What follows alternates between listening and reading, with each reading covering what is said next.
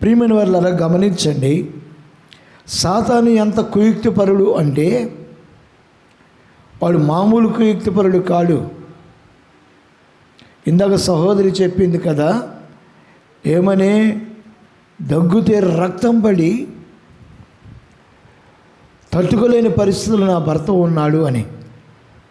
ఇప్పుడు ఆరాధనలో కూడా ఆయన కూర్చొని ఇవ్వకుండా బయటికి పంపించింది సైతాన్. వాళ్ళ కలవరం పట్టింది. వాళ్ళు వాక్యం వినడం కంటే ముందు ఆ సైతాన్ని పట్టిన వ్యక్తిని వెతుక్కుంటున్నారు, ఇటుపోయాడని. అంటే ఇది సైతాన్ యొక్క కుయుక్తి అన్నమాట.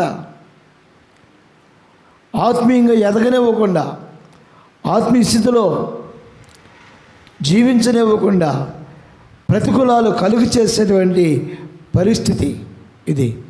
అందుకనే ఈనాడు మనకు వివేకముతో కూడిన ప్రార్థనా జీవితం అవసరము అనే సంగతి ఈరోజు గుర్తించాలి. అవివేకము కాదు, ఏదో మా మీద వదిలిపెట్టేసి మీరు పాస్టర్ గారు ప్రార్థన చేస్తున్నారులే ఇంక పర్లేదులే నిద్రపోతే కాదు. చాలామందికి అంతే. వాళ్ళు చేస్తారు, చూసావా, అమ్మా మరియమ్మ తల్లి మా కొరకు మీరు వేడుకొనుడు అని వాళ్ళు తాగేసి నిద్రపోతుంటారు. మరియమ్మ తల్లికి చెప్పి,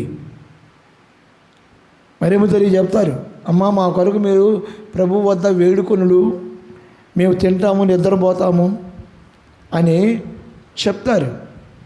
ప్రియమైన వాళ్ళరా, అలాగే ఈనాడు చాలామంది పాస్టర్ గారు మీరు ప్రార్థన చేస్తే దేవుడి కార్యాలు చేస్తాడు కదా, అందుకని మీరు ప్రార్థన చేయండి మేము నిద్రపోతాం అనేవాళ్ళు లేకపోలేదు.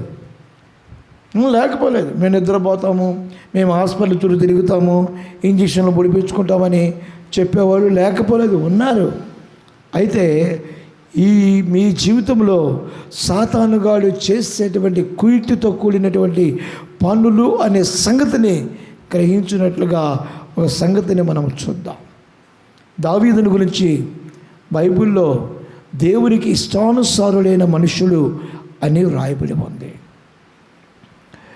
దేవుడు కోరుకునే మనుషులు అని దావీదుని గురించి రాయబడి ఉంది. దావీదు సింహాల నోళ్లను చీల్చిన వాడని రాయబడి ఉన్నది. దావీదు ఫిలిస్తీయుడైనటువంటి గొల్యాతును హతమార్చినట్లుగా రాయబడి ఉంది.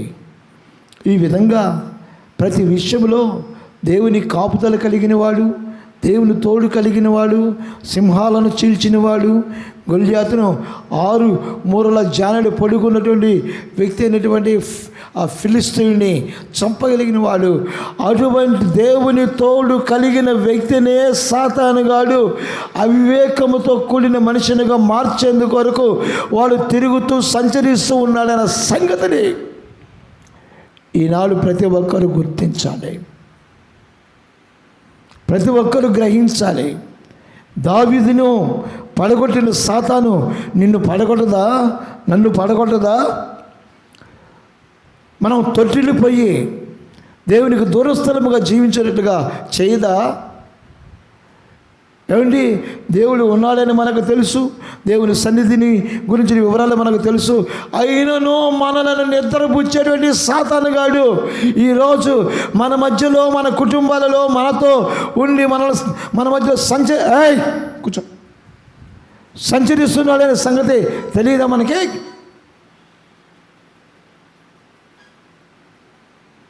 వాడు సంచరిస్తున్నాడు. దావీదును పడేస్తాడు, వాడు నన్ను పడేస్తాడు, నిన్ను పడేస్తాడు. అందుకని ఈనాడు మనకు కావాల్సింది ఏమిటంటే వివేకముతో కూడినటువంటి జీవితం, అదే ప్రార్థనా జీవితం. అవివేకంతో కూడినటువంటి ప్రార్థనా జీవితం కాదు. అవివేకంతో కూడిన ప్రార్థన అంటే ఏమిటంటే ఎవరికైనా చెప్పేసి మీరు ప్రార్థన చేస్తామని మేము సారా తాగుతాం, మీరు ప్రార్థన చేస్తామని మేము నిద్రపోతాం, మీరు ప్రార్థన చేస్తామని తిని మేము గంతులేస్తాం అని ప్రార్థన చేయమని దైవ సేవకులకు చెప్పి వాళ్ళు ఇష్టానుసారంగా జీవిస్తారే. కానీ అయ్యో, దైవజనుడు ప్రార్థన చేయటం వలన ఇది మనకు కలిగేటువంటి ఆశీర్వాదాలు మరి పొందుకోవాలంటే మనము కూడా ప్రార్థించాలి అనేటువంటి విచక్షణ వివేకము లేని పరిస్థితులు ఈనాడు అనేక మంది జీవితాలలో కొనసాగుతున్నాయన్న సంగతిని గుర్తించండి, గ్రహించండి. వాడు పడేస్తాడు. నువ్వు మందిరం పక్కనే ఉన్నా, మందిరంలోనే ఉన్నా, మందిరం వెనకాలే ఉన్నా, కార్యక్రమాలు జరుగుతూ ఉన్నా నిన్ను మంచం మీద పడుకోబెట్టేవాడు సాతానుగాడు. నా అనుభవాలు నేను చెప్తున్నానండి. నేనేమి గొప్ప ప్రవక్తనని, పెద్ద ప్రార్థనాపరుడినని, యోగ్యమైన జీవితం జీవిస్తున్న వాడినని నేను చెప్పడం లేదు. చెప్పుకునేందుకు నేను ఇష్టపడను. కారణం ఏమిటంటే నా చివరి శ్వాస వరకు నా జీవితాన్ని నేను కాపాడుకోగలిగితేనే నా దేవుని యొక్క స్వరూపమునకు మలచబడి ఆయన రాజ్యమునకు కొనిపోబడతాను. ఆ విషయం నాకు తెలుసు కాబట్టి నన్ను నేను హెచ్చించుకోను, నేను పరిశుద్ధులను పవిత్రులను అని చెప్పుకోవటానికి ఇష్టపడను. కారణం మనతో పాటు సాతానుగాడు ఈ లోకంలో జీవిస్తూ ఉన్నాడు. ఈ విషయం తెలియక దేవునికి వ్యతిరేకమైన జీవితం జీవిస్తూ, దేవునికి దూరస్థలమైపోతూ, ఆయన సన్నిధిని నిర్లక్ష్యపరుస్తూ, ఆయన సన్నిధిలో జీవించవలసిన విధానాన్ని కోల్పోతున్నటువంటి వ్యక్తులముగా ఈనాడు అనేక మంది ఉంటున్నారు. మీరు కావాలంటే చూడండి, దినవృత్తాంతముల మొదటి గ్రంథం 21వ అధ్యాయం మొదటి వచనంలో మనము గమనించినట్లయితే అక్కడ తెలియజేయబడుతున్నటువంటి సంగతి 21వ అధ్యాయం మొదటి వచనం. సాతాను ఇశ్రాయేలునకు విరోధముగా లేచి ఇశ్రాయేలును లెక్కించుటకు దావీదును ప్రేరేపించగా. ప్రియమైన దేవుని బిడ్డలారా, బాగా గమనించండి. సాతాను ఇశ్రాయేలులకు విరోధముగా లేచిందంట. దేవుని ప్రజలకు విరోధముగా వాడు లెగుస్తాడు. దేవుని ప్రజలు చేయకూడని పనిని వాడు చేపిస్తాడు. దేవుని ప్రజలకు అవమానము కలుగునట్లుగా వాడు చేస్తాడు. నేను మీకు మొదటే చెప్పాను దావీదుని గురించి. దావీదు దేవునికి ఇష్టానుసారుడైన వాడని, దేవుడు కోరుకునిన మనుష్యుడు దావీదు అని, సింహాల నోళ్ళు చీల్చిన వాడు దావీదని, ఫిలిష్తీయులైన గొల్యాతును చంపిన వాడు దావీదు అని, దేవుని తోడు కలిగిన వాడై ఈ గొప్ప కార్యాలు చేసినటువంటి దావీదుకి తెలియదా? ఇశ్రాయేలు వారు ఎంతమంది ఉన్నారో తెలుసుకోవాల్సినంత అవసరం దావీదుకు ఉన్నదా? అవసరమా? ఎందుకని అవసరం లేదు? జీవము కలిగిన దేవుడు దేవుని ప్రజల పక్షమున ఉంటాడన్న సంగతి గ్రహింపు లేకపోవటం వలన ఇది. ఆ గ్రహింపు లేకుండా చేసేది సాతానుగాడే. అనేక మార్లు చెప్తాను, మీరు అన్యుల వలె అన్యుల కార్యక్రమాలకు వెళ్ళి వాళ్ళు సాతానుతో సహజీవనం చేస్తూ జీవిస్తున్నటువంటి వారి వద్దకు వెళ్ళి వారి దెయ్యాలను మీ ఇంట్లోకి తెచ్చుకోవద్దని చెప్తాను నేను. వారు పూజించేటువంటి అన్య దేవతలను మీరు మీ పిల్లలు మేనేసుకొని రోగాలతో మంచాల పడద్దు, జాగ్రత్తగా ఉండండి అనేక మార్లు చెప్తాను. అయినను వినరు. మా బంధువులు, మా బామర్ది, మా అక్క, మా చెల్లి అని ఆ అక్కల దగ్గరికి చెల్లెల దగ్గరికి వెళ్ళి వాళ్ళు చేసేటువంటి పూజలు పునస్కారాలతో జీవితాన్ని గడిపి వారు ఆరాధించేటువంటి ఆ దేవతలను వాళ్ళు ఇళ్ళకు తెచ్చుకొని పిల్లలకు రోగాలు తెచ్చుకొని వాళ్ళు రోగాలు తెచ్చుకొని దేవుని సన్నిధిని నిర్లక్ష్యం చేసి ఇష్టానుసారంగా జీవిస్తున్న జీవితం అనేక మందికి ఉంది. కారణం ఏమిటి తెలుసా? నువ్వు భక్తిగా ఎదుగుతున్నావు. దావీదును పడేసిన సాతాను నిన్ను పడేయటం పెద్ద లెక్క కాదు. అర్థమవుతుందా? దావీదుని బోల్తా కొట్టించాడు సాతానుగాడు. నిన్ను బోల్తా కొట్టించడం పెద్ద విశేషం కాదు. నువ్వెంత, నీ బ్రతికెంత, నువ్వెంత, నీ భక్తి ఎంత. నీ భక్తి అంత ఉంది. నువ్వు పరిశుద్ధురాలని అనుకుంటున్నావా? జాగ్రత్త. దావీదు కంటే సాక్ష్యం కలిగిన వ్యక్తివా? దావీదు కంటే ప్రార్థనాపరుడువా? దావీదు కంటే దేవుని శక్తిని కలిగిన వ్యక్తివా? కాదే. నేను నువ్వు పరిశీలించుకో. అవునో కాదో అని పరీక్షించి చూడు.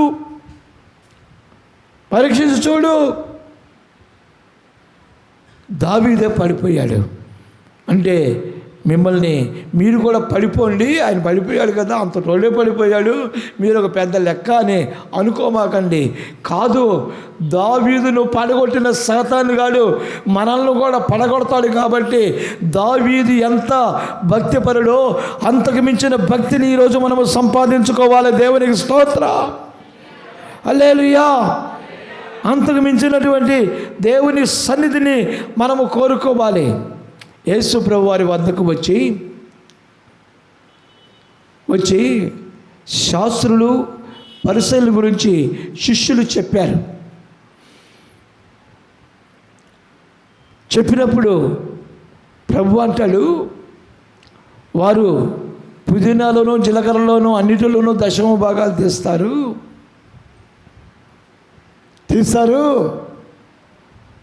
మీరు వారికంటే భక్తిపరులని అనుకోమాకండి. వారి భక్తి కంటే మీ భక్తి ఎక్కువ కాకపోతే వారికంటే మీరు నష్టజాతకులు. జాగ్రత్త. వారి భక్తి కంటే మీ భక్తి పెరగకపోతే, మీ విశ్వాసము పెరగకపోతే, మీరు దేవుడితో జీవిస్తున్న జీవితము మీకు లేకపోతే, మీరు నాతో ఉన్న నా శిష్యులైనా నాతో తిని, నాతో తిరిగి, నాతో మరి అన్ని విషయాలలో అభివృద్ధి పొందిన వారుగా కనబడినా వారి భక్తి కంటే మీ భక్తి ఎక్కువ కాని ఎడల వ్యర్థమే. అలాగే దావీదు భక్తి కంటే, దావీదు శక్తి కంటే మన భక్తి, మన శక్తిని మనం పెంచుకోకపోతే అపవాది దావీదునే పడేశాడు. కాబట్టి నన్ను కూడా పడేయకుండా ఉండేందుకొరకు దావీదు కంటే నేను భక్తి కలిగిన వ్యక్తినిగా నేను ఉండాలి అనేటువంటి ఆ యొక్క జీవితం ఈనాడు మనకు అవసరమైన సంగతిని నా దేవుడు తెలియచేస్తున్నాడు. అందుకనే మార్పు చెందుదాం. నామకార్థ క్రైస్తవుల వలె కాదు, అన్యజనుల వలె కాదు. అన్యజనుల వలె మీరు మీ పితరులు చేసిన తిరుగుబాటును మీరు చేసేవారుగా ఉండకూడదు. ఇర్మియా గ్రంథంలో 2వ అధ్యాయంలో చెప్తున్నాడు తండ్రి అయిన దేవుడు. ఏమని చెప్తున్నాడు చూస్తారా?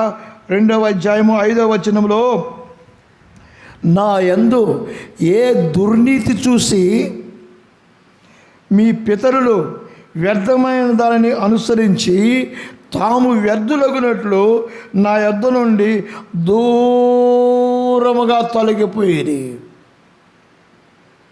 అర్థమైందా? మరలా చదువుతున్నాను, వినండి. దేవుడు చెప్తున్న మాట, నా యందు ఏ దుర్నీతి చూశారు, నా యందు ఏ దుర్నీతి చూసి మీ పితరులు వ్యర్థమైన దానిని అనుసరించి తాము వ్యర్థులైపోవునట్లు నా యొద్దను దూరముగా తొలగిపోయారు. ఐగుప్తు దేశముల నుండి మిమ్మును రప్పించిన యెహోవా ఎక్కడ ఉన్నాడని అరణ్యములో అనగా ఎడారులు గోతులు గల దేశంలో అనావృష్టి గాఢాంధకారం కలిగి యెహోవా ఎవరును సంచారమైనను నివాసమైనను చేయని దేశంలో మమ్మను నడిపించిన యెహోవా ఎక్కడ ఉన్నాడు అని అడగటం లేదంట. అడగట్లా, విచారణ చేయట్లా, దేవుని సన్నిధిని వెతకట్లా.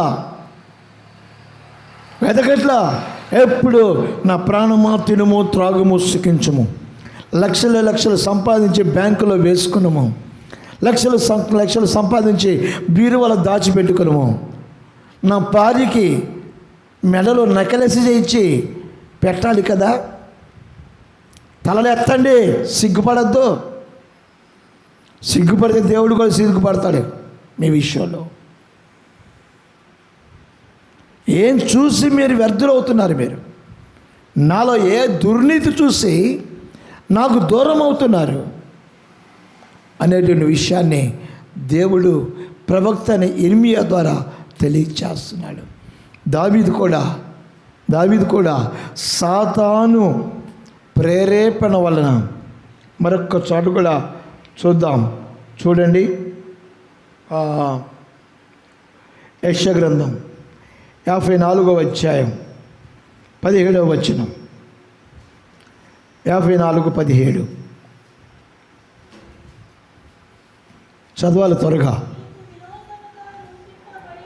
నీకు విరోధముగా రూపించబడిన ఏ ఆయుధమును ఓ బిడ్డలారా, విరోధము ఎవడు లేచాడు? దావీదునకు లేక ఇశ్రాయేలుకు విరోధముగా ఎవడు లేచాడు? చెప్పరేమి? విరోధముగా ఎవడు క్రియ చేస్తున్నాడు?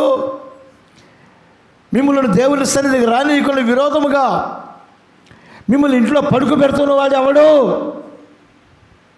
దేవునికి దూరస్తులుగా చేస్తున్నవాడు ఎవడు?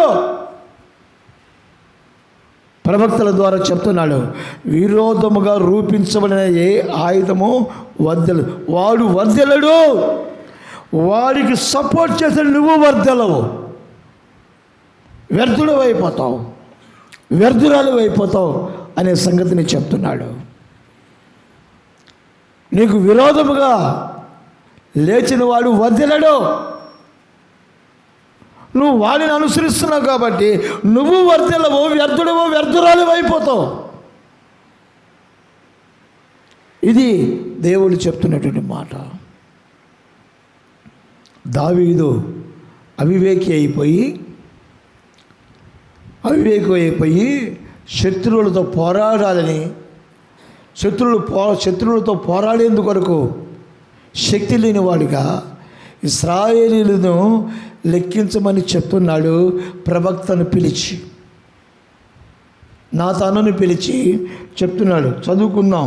ఆ తర్వాత 22వ వచనం చూద్దాం. 2వ వచనం 21వ వచనం 2వ వచనము. దావీదు యోవాబునకును జనుల యొక్క అధిపతులకును, మీరు వెళ్ళి బేర్షెబా మొదలుకొని దాను వరకు ఉండి ఇశ్రాయేలులను ఎంచి వారి సంఖ్య నాకు తెలియచేయుటకై నా యొద్దకు దాన్ని తీసుకుని రండిని ఆజ్ఞ ఇచ్చెను. అందుకు యోవాబు, నాతనన్నా క్షమించండి. అందుకు యోవాబు, రాజా, నా ఏలినవాడా, యెహోవా తన ప్రజలను, తన జనులను ఇప్పుడున్న వారికంటే 100 ఎక్కువ మందిని చేయునుగాక. వారందరూ నా ఏలినవాని దాసులు కారా? నా ఏలినవానికి విచారణ ఎలా? ఇది జరగవలసిన హేతువేమి? జరిగిన ఎలా ఇశ్రాయేలుకు శిక్ష కలుగును అని మనవి చేశాను. ఎందుకయ్యా లెక్కించమంటున్నారు? ఇశ్రాయేలు పక్షమున ఉన్నవారు ఎవరో? ఇశ్రాయేలుకు తోడుగా ఉండేవారు ఎవరో? వారికి విరోధముగా లెగిస్తే ఎవరు లెగుస్తారు? ఇప్పుడు గుర్తించుదాం. మీరైనా గుర్తించుదాం. మనకు విరోధముగా లెగిస్తే ఎవరు లెగుస్తారు? మనకు విరోధులు ఎవరు? మనము దేవుని బిడ్డలమైతే మనకు విరోధులు ఎవరు?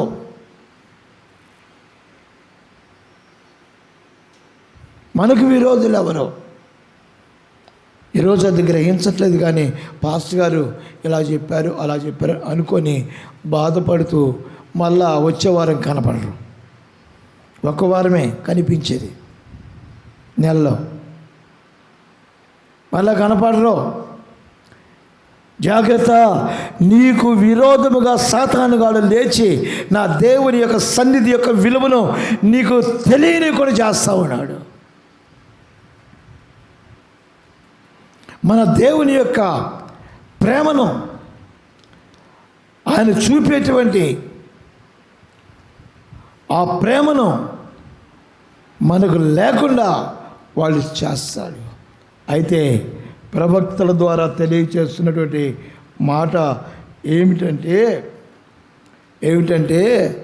ఓయ్, నీకు విరోధంగా లేచిన వాడు ఎవరు? చెప్పమ్మా, ఎవరు నీకు విరోధంగా లేచిన వాడు ఎవరు? మా ఆయన. నీకు విరోధంగా లేచిన వాడు ఎవడు? నీకు విరోధంగా లేచిన వాడు ఎవడు? చెప్పండి. మీకు విరోధంగా లేచిన వాడు ఎవడు? నేనా? పాస్టర్ గారా? లేదా పోలీసు వాళ్ళ? ఎవరు నీకు విరోధంగా లేచేవాడు? అపవాది, సాతాను. నీకు ఎందుకు విరోధి అవుతున్నాడంటే, నీవు దేవునిని నిజరక్షకుడిని అంగీకరించి ఆయన పాదముల చెంతకు వచ్చాడు కాబట్టి వాడు మీకు విరోధి అవుతున్నాడు. అది రహస్యం. మనం జీవము కలిగిన దేవునిని ఆరాధించి ఆయన బిడ్డలముగా జీవించేందుకు కొరకు మన జీవితాన్ని అప్పగించుకున్నాము కాబట్టి ఆ సాతానుగాడు మనకు విరోధి అవుతున్నాడు. ఇందాక చెల్లెమ్మ చెప్పింది, అన్నయ్య మరలా రెండోసారి కూడా బాప్తిసం పొందాం అన్నయ్య అన్నది. ఎందుకమ్మా రెండోసారి బాప్తిసం పొందామంటే, మొదట పొందిన బాప్తిసం సరైంది కాదని చెప్పారన్నయ్య. అనగా రెండోసారి కూడా బాప్తిసం పొందాం. గమనించండి, నీకు విరోధముగా లేచేవాడు సాతానుగాడు. ఓ ప్రియమైన తండ్రి, ఓ ప్రియమైన సహోదరి, ఈరోజు దేవుని సన్నిధికి రానివ్వకుండా ఆటగప్పరిచిన వాడు అపవాది. అందుకని నీకు దడబట్టుకుంటుంది, అందుకని నీకు భయం కలుగుతుంది. వాడు నాకు విరోధంగా లేచాడు కాబట్టి నేను ఇంకెవరైనా చూసుకోవాలి అండి. దావీదు అదే పని చేస్తున్నాడు. ఇశ్రాయేలుకు సాతానుగాడు విరోధంగా లేచాడు కాబట్టి నేను ఇశ్రాయేలు ఎంతమంది ఉన్నారో లెక్కబెట్టి ఇంకా నేను ఇశ్రాయేలు సంఖ్యను పెంచుకోవాలి. నీకు దడబుట్టిస్తున్నాడు. నేను చెప్తుంటా కదా, అన్న చెప్తుంటారు. శనివారం నాడు ఒక తల్లి ఎర్రటి బైబుల్ తీసుకుని చంకలో పెట్టుకుని పోతా ఉంది. సాయంత్రం చర్చికి పోతుంది, బక్కగా ఉంటుంది, ఉపవాసం ఉంది, మందిరికి వెళ్తుంది. ఈడెదురయ్యాడు. ఎవడాడు? విరోధి ఎవడో మనకి? ఆమెకు విరోధి కూడా వాడే కదా. మనకు విరోధి ఎవడో వాడికి కూడా, ఆమెకు కూడా వాడే విరోధి. వాడు వచ్చి ఎంత ముచ్చటగా మర్యాదగా మాట్లాడండి. అమ్మా, ఎక్కడికి పోతున్నావు అమ్మా? అయ్యా, నా దేవుని సన్నిధికి వెళుతున్నానయ్యా.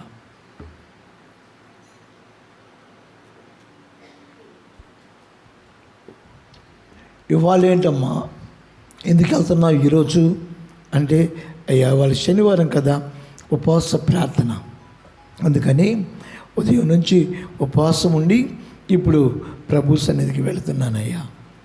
ఓరి, నిన్ను చూస్తే ఇవాళ రేపు సత్యదానిలాగా ఉన్నావు, పీనుగులాగా ఉన్నావు. నువ్వేమో ఉపవాసం ఉంటావు, కొంచెం తిను. దేవుడికి తెలీదా నువ్వు పీనుగులాగా ఉన్నావు, సస్తావని అంటే అలా కాదయ్యా, ఉపవాసం అంటే ఏం తినకూడదు కదా. భలేదానివే, ఇంత తినిపోతే ఏమైంది నీకు? ఏం తినిపా, ఏం కాదులే, దేవుడికి కూడా నువ్వంటే ప్రేమ, నువ్వు ఇష్టమే దేవుడికి కూడా అనే, నువ్వు సావాలని కోరుకుంటాడా అని అంటే ముసలమ్మకి ఆలోచన కలిగింది. అవును కదా, మన దేవుడు మనల్ని చంపుకోడు కదా. ఏమండి, మా ఆయన నన్ను చంపుకోడు కదా, మా ఆయన చెప్తే మంచి మాటలే చెప్తాడు కదా, మా ఆవిడ చెప్తే మంచి మాటలే చెప్పొద్దు కదా అనుకొని ఆవిడ చెప్పిన మాటకు లోబడేది, ఆయన చెప్పిన మాటకు లోబడి జీవం కలిగిన దేవునికి దూరస్తులైపోతున్నటువంటి మూర్ఖ సంతానం.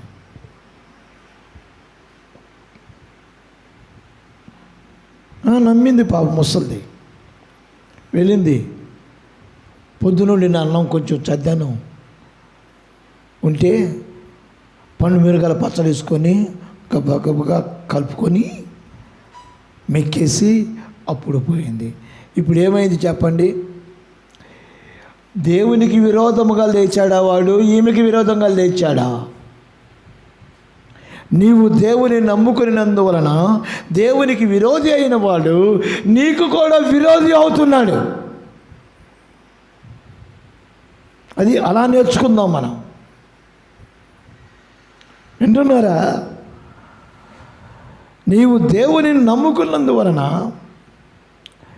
దేవునికి విరోధి అయినటువంటి సాతాను నీకును విరోధి అవుతున్నాడు. అందుకని నీవు చేయకూడని పనులు చేసేందుకొరకు, నీవు దేవునికి విరోధముగా కార్యాలు చేసేందుకొరకు వాడు నిన్ను ప్రోత్సహిస్తాడు. ఇందాక అదే చదువుకున్నాం కదా ఇర్మియా గ్రంథంలో, నాలో ఏ దుర్నీతి చూసి మీ పితరులు తాము వ్యర్థులయ్యేందు కొరకు వ్యర్థమైనటువంటి దానిని అనుసరిస్తున్నారు.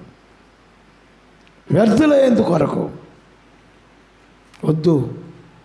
మనం వ్యర్థులమయ్యామంటే మనకే నష్టం. అవునా కదా? నువ్వు కూలి చేస్తే ఎంత వచ్చుద్దండి? ఒకరోజు కూలీకి వెళ్తే, ఆదివారం నాడు ఒకరోజు కూలీకి వెళ్తే నీకు ఎంత వచ్చుద్ది? ఓసారి ఒక ముసలమ్మ ఆదివారం నాడు ఆరాధనకి వెళ్ళకుండా ఆ రోజు రైతు చెప్పాడంట 2 రోజులు కూలి ఇస్తాను అన్నాడట. 2 రోజులు కూలి ఇస్తాను వాళ్ళు పొలానికి వస్తే అంటే ఆ ముసలమ్మ మందిరం మానేసి సన్నిధి మానేసి కొడవలు పట్టుకొని వెళ్ళిందండి. దేనికి? 2 రోజుల కూలీకి వెళ్ళింది. నడుము కట్టుకుంది, గట్టిగా ముడేసుకుంది, కొడవలు తీసుకుంది, ఇక కొయ్యటం ప్రారంభించింది. పర్రా కొయ్యటం ప్రారంభించింది. కోస్తా ఉంటుంటే ఆమె చేతులకి బుస్సును వచ్చింది ఒకటి. ఎప్పుడైతే అది వచ్చిందో వామ్మో పామురా అని చెప్పేసి కొడవలు విడిచిపెట్టింది, దాన్ని విడిచిపెట్టింది.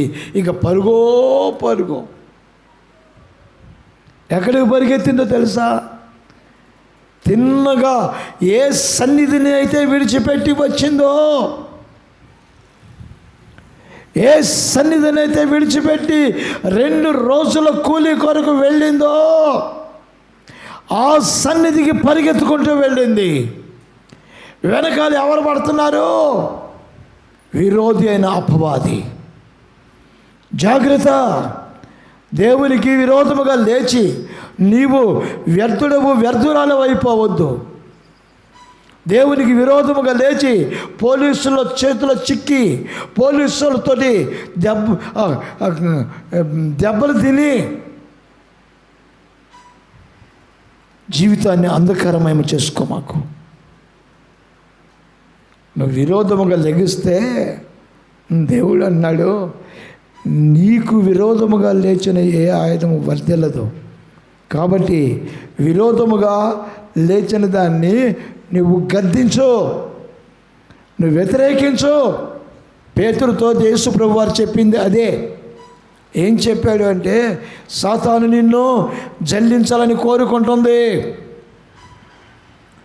హలో పేతురు, నువ్వేదో భక్తిపరుణ్ణి అనుకుంటున్నావు, నాతో ఉన్నందువలన నీకు ఏ కీడు కలగదని నువ్వు అనుకుంటున్నావు.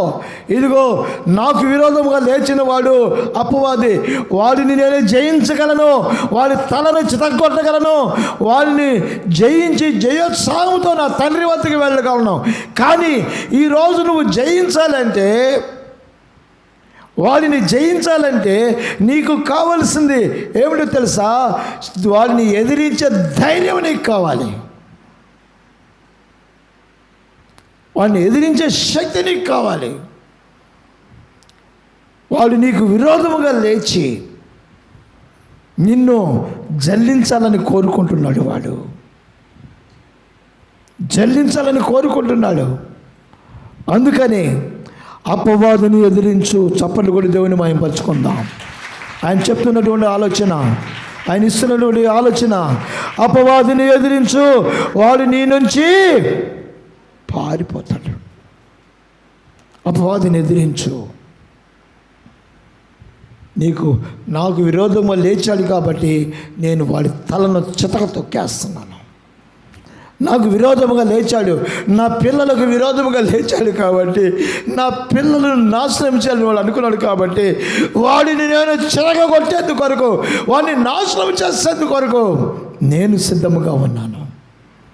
కాబట్టి నీకు జాగ్రత్త చెప్తున్నా పేతురు, వాడు నిన్ను జల్లించాలని కోరుకుంటున్నాడు. నా ప్రియమైన చెల్లెమ్మలారా, తమ్ముళ్ళారా, తండ్రులారా, సాతాను కూడా మనల్ని జల్లించాలని కోరుకుంటున్నాడు. వాడు జల్లించాలని కోరుకుంటున్నాడు. అయితే ఈరోజు నువ్వు గుర్తించవలసిన పని చూడండి. ఆ 21వ అధ్యాయంలోనే 21వ అధ్యాయంలో 8వ వచనం చదువుకుందాం.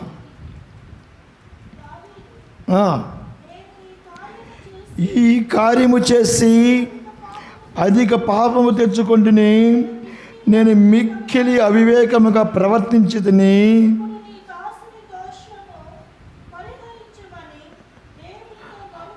అదుగో దావీదు ఏమంటున్నాడు? నేను ఈ కార్యము చేసి అధిక పాపము తెచ్చుకుంటుని. జాగ్రత్త, దేవుని మందిరం మానేస్తే నువ్వు ఎంత పాపాన్ని మూటగట్టుకుంటావో ఒకసారి ఆలోచించుకో. దేవుని సన్నిధిని నిర్లక్ష్యపరిస్తే ఆయన నీకు తోడుగా ఉంటాడని, నీ శత్రువుల మీద నీకు విజయాన్ని ఇస్తాడని సంగతిని నువ్వు మరచి దేవునికి దూరం అయితే నువ్వు ఎంత పాపాన్ని మూటగట్టుకుంటున్నావో ఒకసారి ఆలోచించు. సమూయేలు వద్దకి ఇశ్రాయేలు ప్రజలు వచ్చి దేవునికి విరోధముగా, సమూయేలుకు విరోధముగా లేచిన ఇశ్రాయేలు ప్రజలు వచ్చారు. ఎందుకు వచ్చారు తెలుసా? దేవుడు వారి మీద వడగండ్ల వారను కురిపించాడు. ఎవరి మీద? శత్రువుల మీద కాదు, ఇశ్రాయేలుని మీద వడగండ్ల వారను కురిపించాడు. అధిక పాపము తెచ్చుకున్నారు వాళ్ళు. దేవునికి వ్యతిరేకముగా లేచి మాకు రాజు కావాలి, మమ్మల్ని పరిపాలించే వ్యక్తి కావాలని కోరుకునేటువంటి వారు అధిక పాపమును తెచ్చుకున్నారు. అధిక పాపమును తెచ్చుకున్నారు. యేసన్న గారికి ఒకసారి ఒక ఆమె చెప్పిందంట, అన్నయ్య నా కూతురు వయసు వచ్చేసింది అన్నయ్య, దానికి పెళ్లి చేయాలన్నయ్య, మంచి పెళ్ళి కొడుకు వచ్చేలాగా ప్రార్థన చేయండి అన్నయ్య అంటే, సరే అమ్మా అలాగే. అయితే కొద్ది రోజుల తర్వాత ఆమె మందిరానికి రావట్లేదు. ఆ తర్వాత కనిపించింది ఆమె. కనపడగానే, అమ్మ బాగున్నారా, ఏంటి ప్రార్థనకు రావట్లేదు అంటే, బాగున్నాం కానీ బాధలు తప్పలేదు అన్నమాట. ఏంటంట? బాగున్నాం కానీ బాధలు. ఏమమ్మా ఏమైంది? మీరు ప్రార్థన చేశారా? సంబంధాలు ఏమి రాలేదన్నయ్య. ఆడెవడో వచ్చాడు, వాడు ఎవడైతే ఏమైంది, తాగుబోతాడైతే తిరుగుబోతాడైతేమి, దానికి మొగుడుంటే చాలు. ఎవరుంటే చాలు? అయినాడు మన వాళ్ళు కూడా, మన విశ్వాసంలో కూడా కొందరు ఉన్నారని నేను పేరు పెట్టి చెప్తే సిగ్గుపడతారు వాళ్ళు. పేరు పెట్టి చెప్తే సిగ్గుపడతారు. ఎవరైనా పర్లేదని అడిగించి పెళ్లి చేసామన్నయ్య, 3వ నెల తిరగకుండానే వాడు దాన్ని తన్ని తగలేసి విడాకులు తీసుకుని వెళ్ళిపోయాడు అన్నయ్య. ఏం జరిగిందండి? ఎవడైనా పర్వాలేదంట, కుంటోడైనా పర్వాలేదు, గుడ్డోడైనా పర్వాలేదు, తాగుబోతాడైనా తిరుగుబోతాడైనా ఎవరైనా పర్వాలేదు, కానీ దానికి మాత్రం 3 ముళ్ళు వేసేయాలి పిల్లవాడు. ఇది ఈనాడు తల్లిదండ్రులు కోరుకునేటువంటిది. యేసన్న గారితోనేమో మంచి సంబంధం వచ్చేలాగా ప్రార్థన చేయండి అన్నయ్య, ప్రియమైన వాళ్ళారా గమనించండి, ఇశ్రాయేలు ప్రజలు కూడా మాకు రాజు కావాలి, సమూయేలు నువ్వు ప్రవక్తవైతే అయ్యావు, కానీ మమ్మల్ని పరిపాలించేందుకు కొరకు లోకములో ఉన్న వ్యక్తులకు రాజులు ఉన్నట్లుగా మాకు కూడా రాజు కావాలి, మాకు ఒక రాజు కావాలి అని కోరుకుంటే సమూయేలు దేవుని వద్దకు వెళ్ళి ఏడ్చాడు. అయ్యా అయ్యా వారు ఇట్లా అన్నారు, సమూయేలు వారు తిరుగుబాటు చేసింది నీ మీద కాదు సమూయేలు, నా మీద. విసర్జించేది నిన్ను కాదు సమూయేలు, నన్ను. దూరమైంది నీకు కాదు, నాకు దూరం అయ్యారు. అయినను వారు కోరుకున్నట్టుగానే ఓ రాజుని ఏర్పాటు చేస్తాను. ఆ తర్వాత ఇశ్రాయేలు మీద భయంకరమైన వడగండ్ల వాన వస్తే ఆ పరిస్థితిని తట్టుకోలేక మరలా సమూయేలు వద్దకు వచ్చి, అయ్యా ప్రార్థన చేయండి, ప్రార్థన చేయండి మా కోసం, మేము భరించలేకపోతున్నాం, మా వాళ్ళు చచ్చిపోతున్నారయ్యా అని అంటే, అప్పుడు సమూయేలు అన్నాడు, కలవరపడకండి, మీ గురించి నేను ప్రార్థన చేస్తాను. మీ గురించి నేను ప్రార్థన చేయకపోతే అది నా దేవుని దృష్టికి నేను పాపము చేసిన వాడని అవుతాను. ఎవరండి?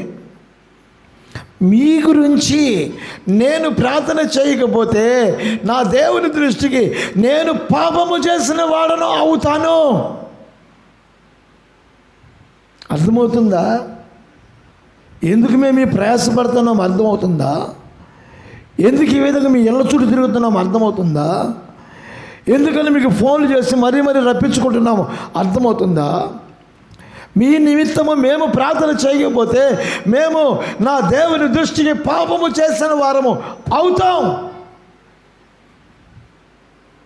దావీదు కూడా అంటున్నాడు, చూడండి ఏమంటున్నాడు ఆయన, ఏమన్నాడు?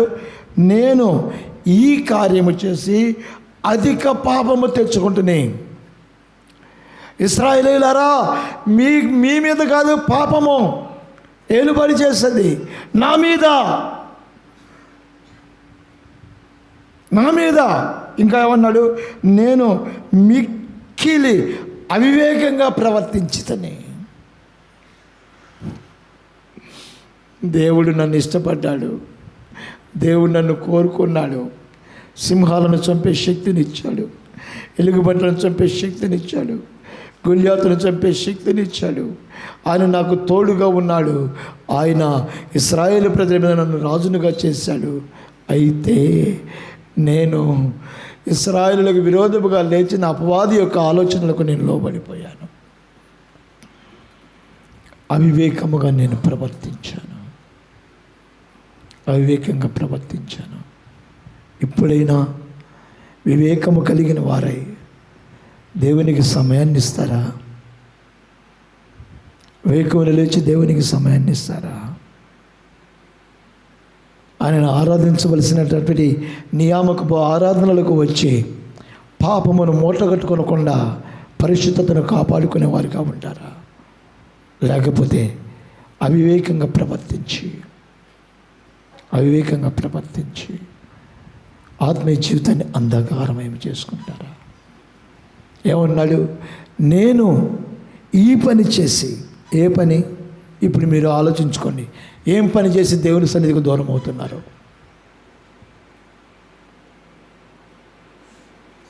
ఆలోచించుకోండి, రాసుకొని ఇంటికి వెళ్ళిన తర్వాత ఒక్కొక్క దాన్ని గుర్తు చేసుకొని ప్రార్థన చేసుకోండి. ఏ పాపము చేసి దేవుని సన్నిధికి దూరం అవుతున్నాను?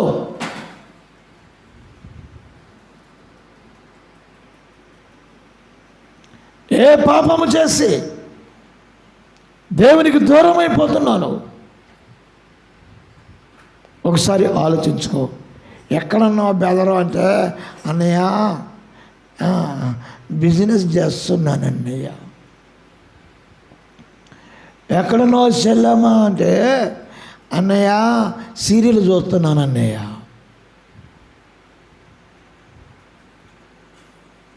చూసారా, దానికి దడ పట్టుకుంది. సెల్ ఫోన్ స్టాండ్కి కూడా మీకు పట్టుకోవట్లేదు దడ, మీకు భయం రావట్లా. రాసుకోండి. ఏ విషయంలో దేవునికి వ్యతిరేకముగా ఉండి దేవుని సన్నిధిని నిర్లక్ష్యపరిచి దేవునికి దూరం అయిపోతున్నారో ఒక్కసారి ఆలోచన చేసుకోనండి. ఆలోచన చేసుకొని ఇప్పటికైనా మనస్సును మార్చుకొని, బ్రతుకును మార్చుకొని, ఎప్పుడు వస్తుంది స్త్రీల ఆరాధన, బుధవారం ఎప్పుడు, శనివారం ఎప్పుడు, ఆదివారం ఎప్పుడు, నేను ఈ కార్యక్రమాల సమయంలో ఎక్కడ ఉండాలి, ఏం చేయాలి అన్నయ్య, ఆ రోజు పెళ్ళి ఉందన్నయ్య, పెళ్ళికి వెళ్ళాలి అన్న. జాగ్రత్త. ఎవరు ముఖ్యం రా నీకు? ఎవరు ముఖ్యం? దేవుడు ముఖ్యమా, దేవుని రాజ్యం ముఖ్యమా, లేకపోతే పెళ్ళిళ్ళు ముఖ్యమా? ఏది ముఖ్యం? ఏది ముఖ్యం? దేవుని రాజ్యం ముఖ్యం అనుకుంటే రాసుకో, ఒక్కొక్కటి వరుసగా రాసుకో.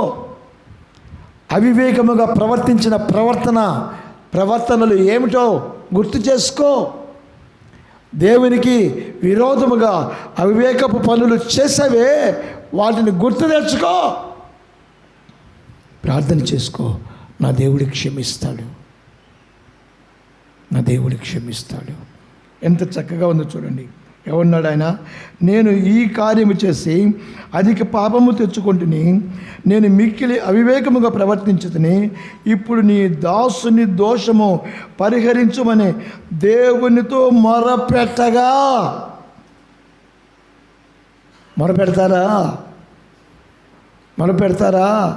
శనివారం ఎందుకు రాలేదో గుర్తు చేసుకుని మొరపెడతారా? ఏమ్మా, అదే హాస్పిటల్కి ఇంటికి సూదులు పొడిపించుకునేందుకు వరకు శనివారమైనా బుధవారమైనా పోతారుగా. మొరపెడతారా? ఎందుకు దేవునికి దూరం అయ్యావో మొరపెట్టగలవా? దావీదు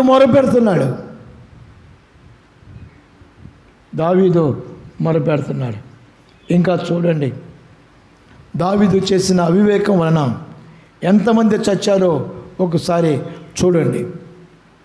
అదే అధ్యాయంలో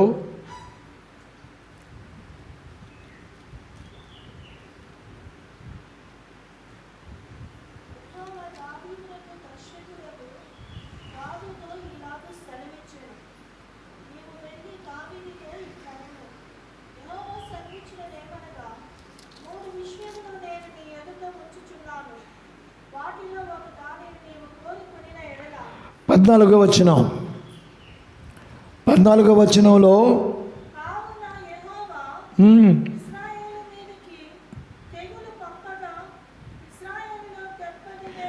70,000 మంది చచ్చిపోయారు. ఎవరు కారణం?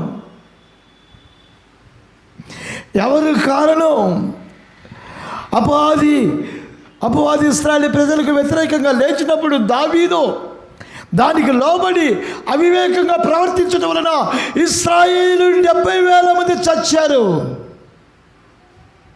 ఇది దేవుడు పంపిన తెగులండి. అర్థమైందా? తెగులు ఎందుకు వచ్చిందో అర్థమైందా?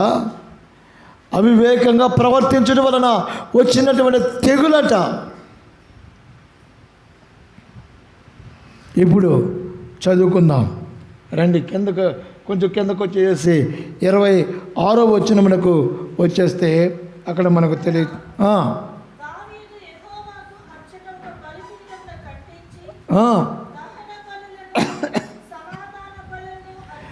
దహన బలులను సమాధాన బలులను అర్పించి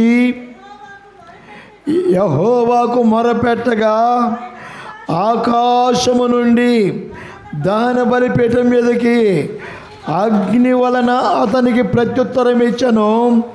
యెహోవా దూతకు ఆజ్ఞాపించగా అతడు తన కత్తిని మరలా వరలో చేసెను. దావీదు మొరపెట్టగా ఆ మొరను ఆలకించాడు. అందుకని ఇది నాన్న మనం మొరపెడదాం. మన అవివేక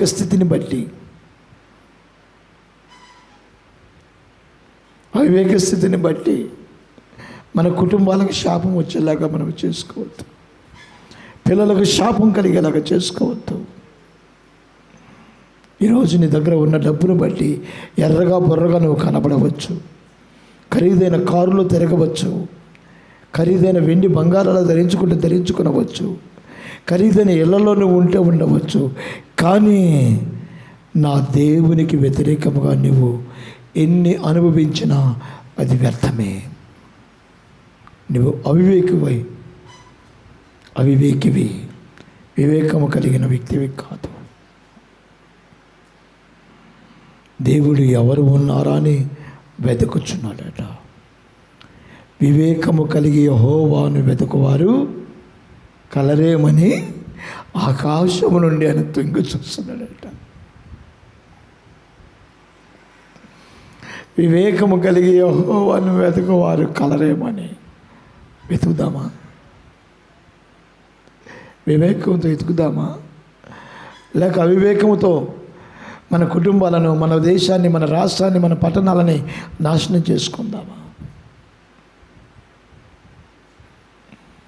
ఏం చేద్దాం?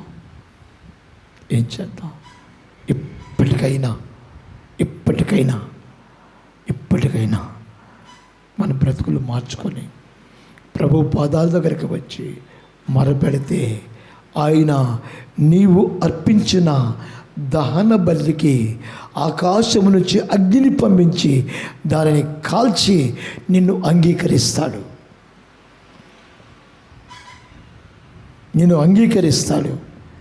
ఎవరు కూడా నశించిపోవడం దేవునికి ఇష్టం లేదు. దావీదు చేసిన అవివేక పని వలన 70,000 మంది 70,000 వాళ్ళు నాశనం అయిపోయారు.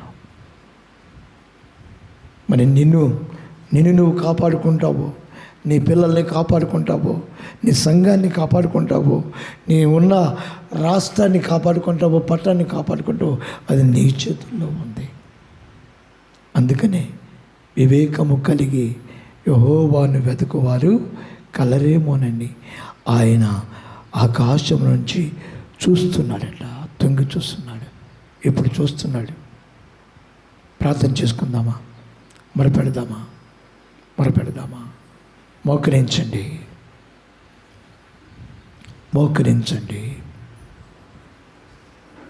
Praise the Lord. మోకరించి తలలో వంచి కన్నులు మూసుకోనండి. నీకు విరోధముగా లేచేటువంటి అపవాది సాతాను, వాడు దేవునికే విరోధముగా లేచినవాడు, దావీదునకు విరోధముగా లేచినవాడు. మరి నీకు విరోధముగా లేగడా? మోకరించండి. యవనస్తులు మోకరించండి. చెప్పినా కూడా సిగ్గు లేకుండా, బుద్ధి లేకుండా ప్రవర్తించమాకండి. మోకరించి ప్రభు దగ్గర ప్రార్థన చేసుకోనండి. నేను అవివేకంగా ప్రవర్తించకూడదు ప్రభువా, వివేకంగా నీ సన్నిధిలో నేను నీ కొరకు జీవించాలి అని వివేకం కలిగిన వ్యక్తివైతే దేవునికి వ్యతిరేకంగా జీవించిన జీవితం ఏమిటో ఒక్కసారి తలంచి, ప్రేమైన నా దేవుని బిడ్డలారా, నీవే కాదు నేను కూడా, సమయాలు కూడా చెప్తున్నాడు, అయ్యో మీ నిమిత్తము నేను ప్రార్థన చేయని ఎడలా నేను యెహోవా దృష్టికి పాపము చేసిన వాడిని అవుతాను. కాబట్టి ప్రార్థన చేస్తూనే ఉంటాను. నా ప్రియమైన దేవుని సంగమా, నీ కొరకు నీ సేవకుడు ప్రార్థన చేస్తూ ఉంటాడు.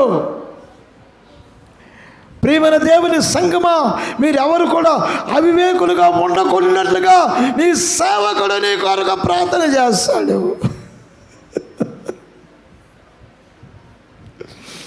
నువ్వు గుర్తిస్తున్నావా? గ్రహిస్తున్నావా? ఒక్కసారి ఆలోచించు. అవివేకముతో దేవుని ప్రేమను దూరం చేసుకుని వ్యర్థులు అయిపోతావా? వ్యర్థురాలు అయిపోతావా? వ్యర్థురాలు అయిపోతావా? దేవుని సన్నిధిని నిర్లక్ష్యం చేస్తావా? ఆయనకి వ్యతిరేకముగా నీవు జీవిస్తావా? నష్టం నీకే కదా, నాకు కాదే. నీ పిల్లలకే కదా, నాకు కాదే.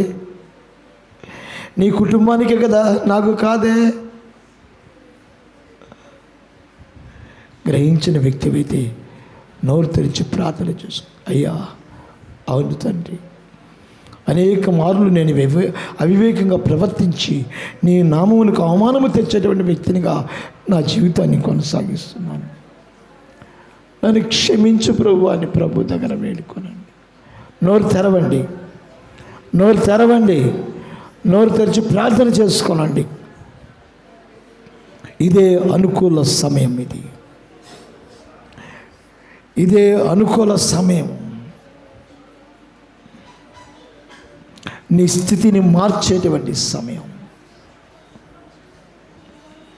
నీ స్థితిని మార్చేటువంటి సమయం. నీ దేవుని సన్నిధిని నువ్వు నిర్లక్ష్యముగా ఉండకుండా ఇక మీదట ఆయన కొరకు, ఆయన రాజ్యం కొరకు జీవించేందుకొరకు దేవుడు నీకు ఇచ్చిన అవకాశం, దేవుడు నీకు ఇచ్చిన అవకాశం. సాకులు చెప్పుకొనవద్దు, సాకులతో నువ్వు బలహీనం అవ్వద్దు. దేవుని సన్నిధిని నిర్లక్ష్యముగా నువ్వు గడపవద్దు. Praise the Lord Jesus, praise the Lord, hallelujah. ప్రతి ఒక్కరు ప్రతి ఒక్కరు ప్రతి ఒక్కరు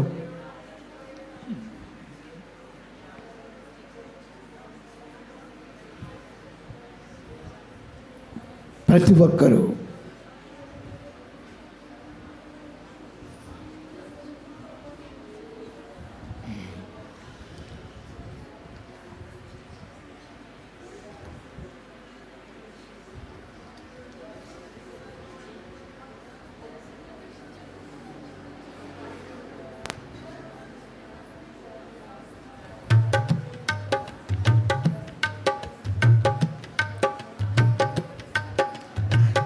ఇహలోక బంధాలు మరచి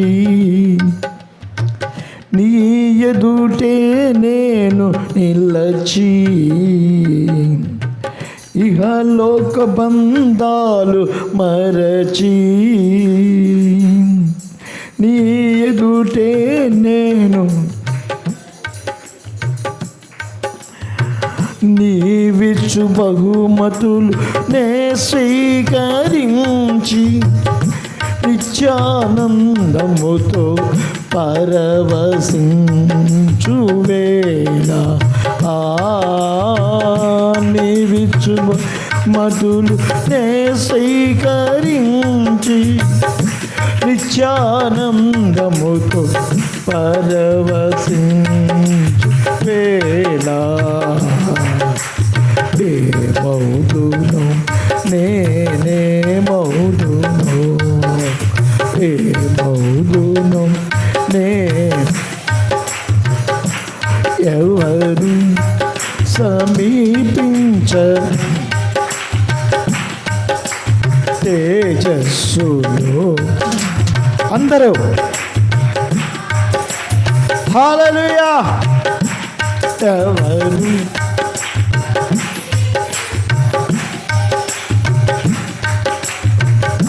నేను జయించాలయ్యా, సాతానును జయించాలి, లోకాన్ని జయించాలి.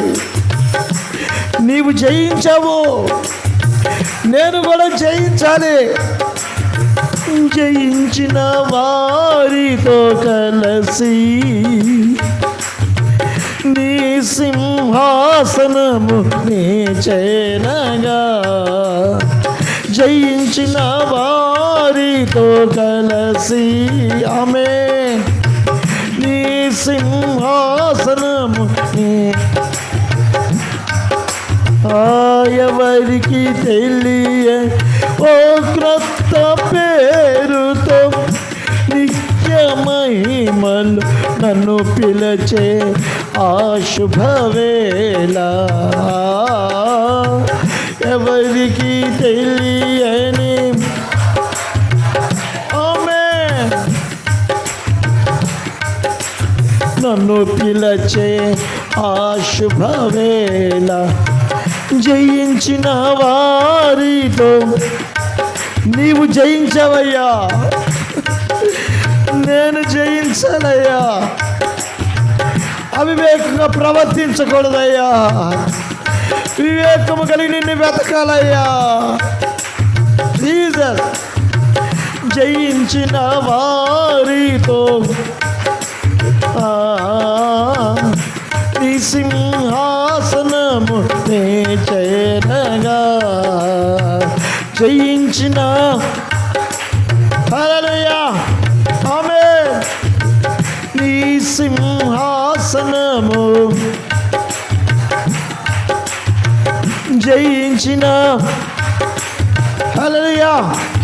యేసయ్యా నువ్వు జయించావు, ఒప్పుకుందాం. నువ్వు జయించావు ప్రభువా.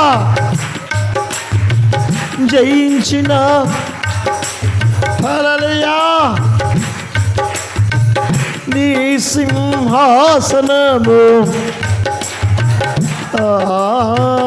ఎవరికి తెలియని ఓ క్రొత్త పేరుతో నిత్య మహిమలు నన్ను పిలచే ఆ శుభవేళ. ఎవరికి తెలియని హల్లెలూయా మల్లో నన్ను పిలచే ఆ శుభవేళ. ఆరాధన స్తుతి ఆమేన్ ఆమేన్ హల్లెలూయా. ఆరాధన స్తుతి ఆమేన్ ఆరాధన స్తుతి ఆరాధన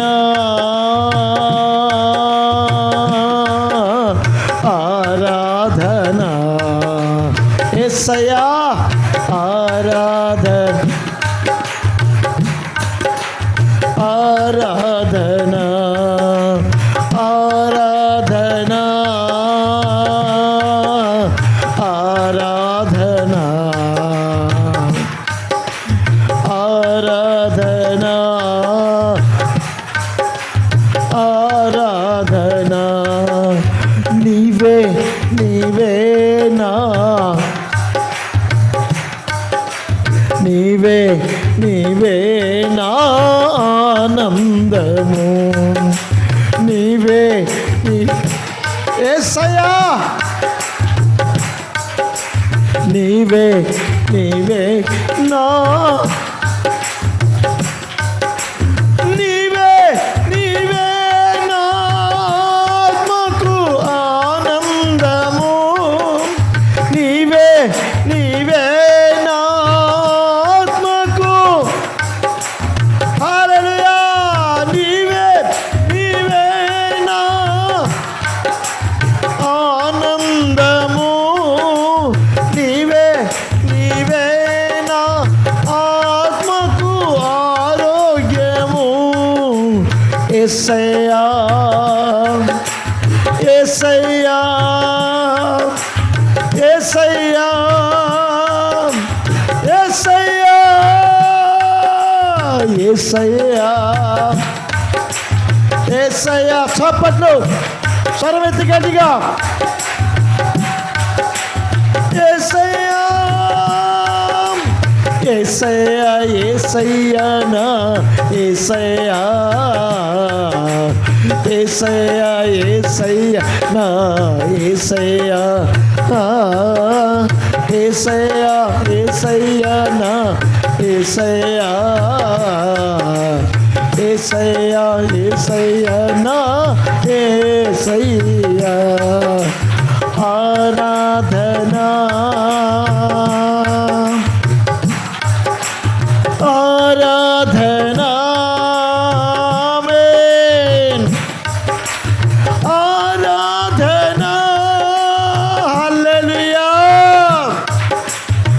ఆరాధన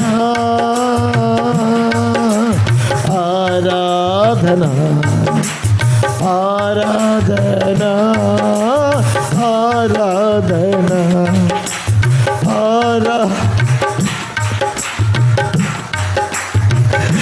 వివేకము కలిగి దేవునిని వెతుకుదామా? వివేకము కలిగి దేవునిని వెతుకుదామా? అవివేకులమై వ్యర్థులమైపోదామా? అవివేకముతో శాపాన్ని తెచ్చుకుందామా?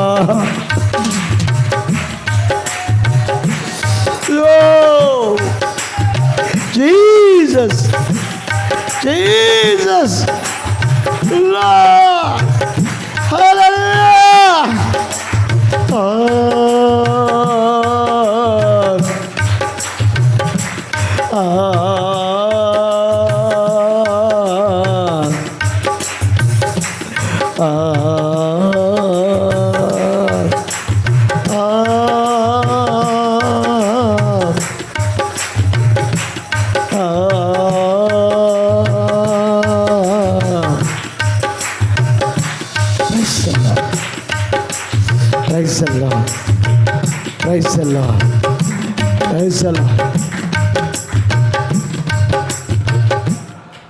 ఒక్కసారి వివేకము కలిగిన వ్యక్తివైతే నీ దేవుని సన్నిధికి నువ్వు దూరమైన రోజులు జ్ఞాపకం చేసుకో.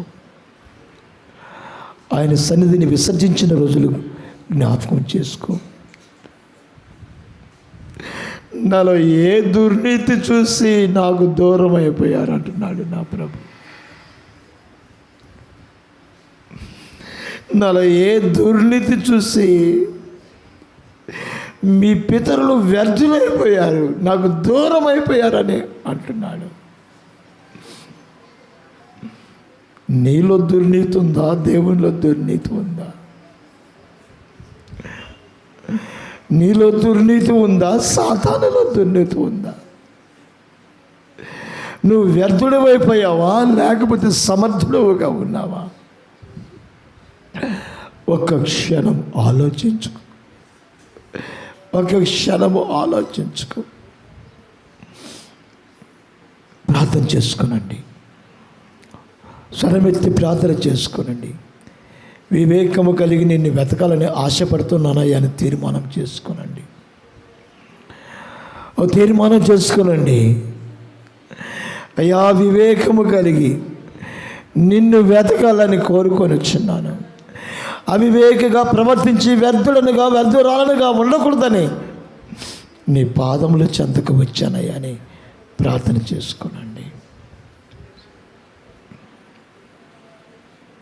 తీర్మానం చేసుకున్నవారు మీ కుడి చేతిని నా ప్రభు వైపు చూపించండి. మీ కొరకు నేను ప్రార్థన చేయబోతున్నాను. ఇక మీదట నేను వివేకముగా ప్రవర్తించి నాకు కానీ నా కుటుంబానికి కానీ నా పిల్లలకు కానీ ఏ విధమైన శాపాన్ని తెచ్చుకోనయ్యా అని గ్రహించిన వారు, గుర్తించిన వారు మీ కుడి చేతిని నా ప్రభు వైపు చూపించండి. మీ కొరకు నేను ప్రార్థన చేయబోతున్నాను. ప్రేమ నమ్మకమైన మా పరలోకపు తండ్రి, మా ప్రభువా, మీ పరిశుద్ధ పాదములకు వేలాది వందనాలు, స్తోత్రాలు. యెహోవా ఇశ్రాయేలు ఎదుట నీకు ప్రార్థన చేసి యుద్ధంలో విజయోత్సవాన్ని సంపాదించుకునేందుకొరకు సూర్యుడా, చంద్రుడా నిలో అక్కడే ఉండని చెప్పినప్పుడు నీకు ప్రార్థన చేసిన యెహోషువ మాటకు సూర్యుడు చంద్రుడు నిలిచిపోయాడు తండ్రి. అలాగే ఇశ్రాయేలుకు వ్యతిరేకంగా విరోధముగా లేచిన అపవాది దావీదును ప్రేరేపించినప్పుడు అపవాది యొక్క ప్రేరేపణకు లోబడిపోయి నీకు వ్యతిరేకంగా చేసిన కార్యాన్ని బట్టి అయ్యో నేను అవివేకంగా ప్రవర్తించాను, నా దేవునికి అవివేకంగా ప్రవర్తించానని మొరపెట్టి బలిపీఠమును కట్టి బలి అర్పణ అర్పించినప్పుడు అగ్ని చేత నువ్వు బలిని అంగీకరించావు.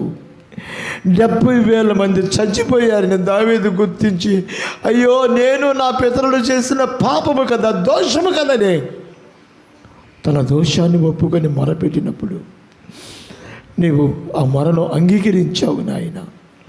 ఈ దినమున నీ సన్నిధికి వచ్చిన బిడ్డలు కూడా నా ప్రభా, అయ్యా అవివేకంగా ప్రవర్తించకూడదని, వివేకముగా ప్రవర్తించి మీ సన్నిధిలో ఫలించి వర్ధిల్లుచు అనేక మందికి దీవెనకరముగా, వారి కుటుంబాలకు ఆశీర్వాదకరముగా, వారున్న ఇంటికి, వారున్న ప్రాంతానికి, వారున్న రాష్ట్రానికి, వారున్న దేశానికి వివేకము కలిగి జీవించేవారుగా ఉండటకు తీర్మానముతో చేతులు నీ వైపు చాపి ఉండగా బిడ్డలను ముట్టండి, ముట్టండి, ముట్టండి.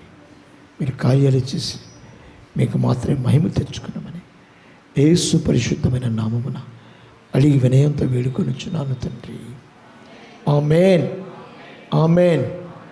మన ప్రభు అయిన యేసుక్రీస్తు వారి కృపయో, తండ్రి అయిన దేవుని ప్రేమయో, పరిశుద్ధాత్మ అన్యోన్య సహవాసం మనకును వివేకము కలిగి దేవుని వెదకు ప్రజలకు మొరపెట్టు వారికి సదాకాలము తోడే ఉండునుగాక. ఆమేన్, ఆమేన్, ఆమేన్.